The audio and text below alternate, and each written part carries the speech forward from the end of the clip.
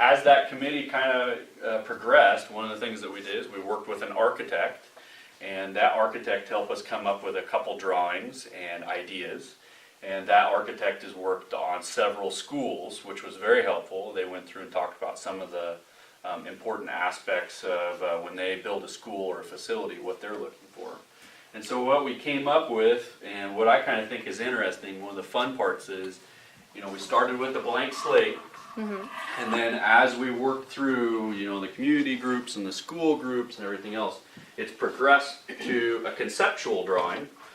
So this isn't the end result, but this is where we're at right now. This is a pretty good idea of what a new elementary Gib Olinger would look like. And so you can see some of those, you know, things. Everybody's had a piece to that. So if you think about that bus driver, you know, you have the buses are picking up students over here, and you have parents picking up over here. So they're in two separate places. And we talked about the gymnasium and the importance of having that outside. So not only is the gymnasium accessible without having to go through the main building, but it also is right next to the parking. So if you have an evening basketball game, folks can park and access the gym easily. Same with the ball fields.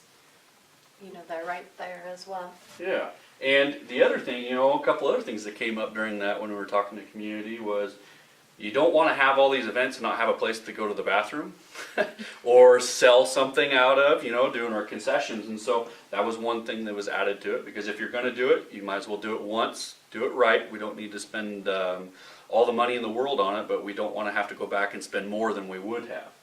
I think what the other thing that when you walked around and looked after each group had their opportunity is it was very apparent that this building needed to be at the front of this lot, so that as people were driving by, looking around, they could see the brand new building, and very similar to College Place. You can't go past College Place without not help but notice that there's new buildings. I think we want pride in our facilities. And so you'll see the Walla Walla River runs here, and Highway 11 is right here. So you'll see that building right when you come into town. It'll be exciting. So, you know, we talked about the pod setup. So these would be the classrooms. It'd be a 2-story building, and these would be classrooms, and then above that it would look like the same thing.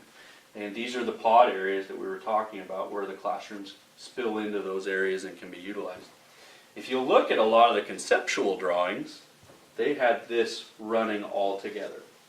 And that would have been great, but we have a couple problems with that. First off, if you do that, you lose some of the ability to do the baseball fields and make them regulation size. The other very important thing is that there's an enormous wellhead that's right here, and we can't cover that wellhead up. And so you can't physically run that building like that and have that. So it's kind of some of the interesting things that come up when the architect sends out a picture. You go, well, that's not, I mean, that's pretty close to what we were talking about. Why is that? Well, this, and this. The other thing that was, you heard a lot of people get frustrated with is they wanted to put the kitchen in somewhere, you know, in the middle of the building. However, we have deliveries, so you have to make sure that you have access to deliveries for food services. So it was always fun to hear that, oh man, that won't work. And this will be a secure campus, so it will have a fence that'll be around it, so kids won't be able to run onto the streets or anything like that. The access for visitors will be right through the doors, and so some of the things we see in school buildings now are you have access. People can come into almost like a little bit of a lobby, and then they're buzzed through from there, and so it's not an immediate access. And, the entire campus can be locked down with the push of a button. It can also be sectioned off, and that's all controlled here in the front office area. So safety is one of the big things that we looked at throughout the entire process.